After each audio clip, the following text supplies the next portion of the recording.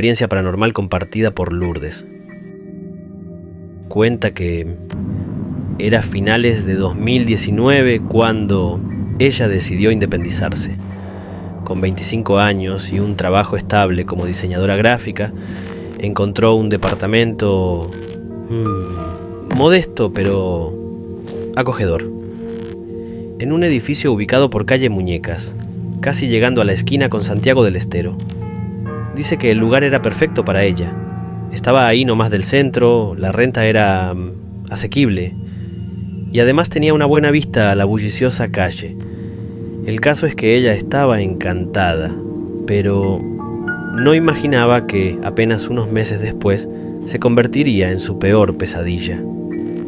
Porque la pandemia llegó como un vendaval invisible en marzo de 2020. Y como todos sabemos, el mundo se detuvo. Las calles se vaciaron, los negocios cerraron y Lourdes, como tantos otros, se vio obligada a trabajar desde casa, sola. Sus amigos y familia estaban a kilómetros de distancia y las videollamadas no eran suficientes. El departamento, que antes para ella era un refugio, ahora se había transformado, digamos, en una cárcel. Me cuenta que como podía pasaba esos días que se fundían en una rutina monótona, trabajar frente a la pantalla, comer sola y pasar noches eternas mirando el techo. Pero fue en una de esas noches cuando así de pronto algo empezó a notar. Dice que todo comenzó con los sonidos que Lourdes los atribuyó al estrés.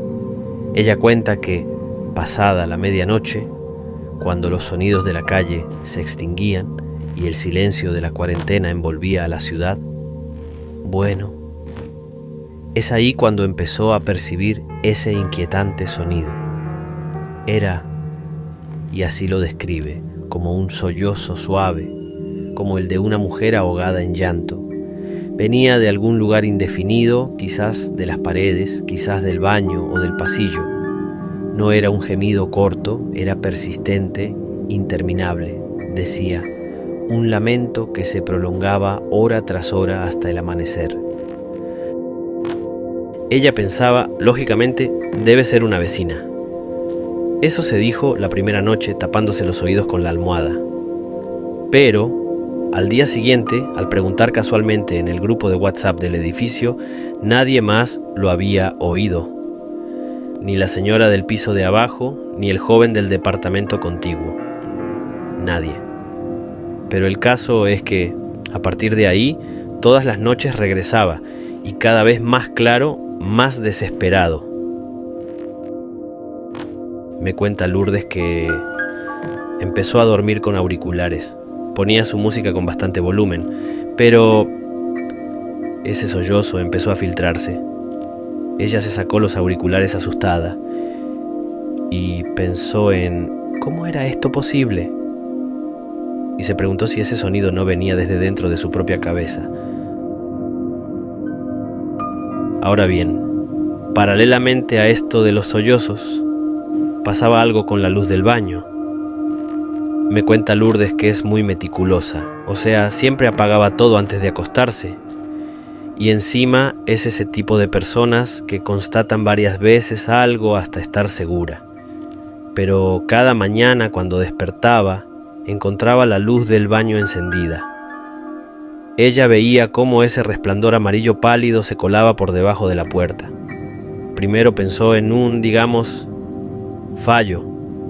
Incluso el portero revisó la llave y este le dijo que estaba funcionando perfecto, pero la luz seguía amaneciendo encendida.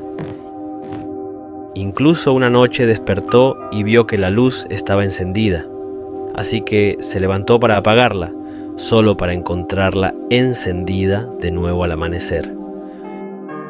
Con esto que pasaba, una noche hizo un experimento. Uno que al final resultó contraproducente, porque solo sirvió para que ella se asustara más. Me cuenta que antes de dormir dejó su celular grabando video en dirección a la puerta del baño. Y al revisar el video por la mañana, casi se le para el corazón cuando ve que pasada las 3 de la mañana la luz se encendió sola. Nadie lo hizo, o sea, No había nadie, pero se ve como la luz se enciende y se escucha clarito el clic distante del interruptor. Estas cosas que pasaban no eran todo. Se iba a poner peor, porque una noche tuvo una visita, una que se repetiría muchas veces. A esto Lourdes le llamaba pesadillas, aunque en el fondo piensa que no lo eran. Me cuenta que ocurrían cuando intentaba conciliar el sueño, digamos, cuando entraba en ese limbo entre la vigilia y el sueño. Bueno, primero debo aclarar que con todo esto que venía pasando, lo de los ruidos, lo de la luz del baño, etc., ella finalmente opta por dormir con las luces encendidas. Y entonces, cuando iba entrando en el sueño, veía clarito cómo la puerta de su dormitorio se abría lentamente, incluso hacía ese chirrido distintivo que tiene, y a continuación veía meterse una cabeza, la de una mujer, que miraba para un lado y para el otro. Luego entraba en la habitación, y ahí podía distinguirle ciertos rasgos. Era una mujer joven, y caminaba sollozando.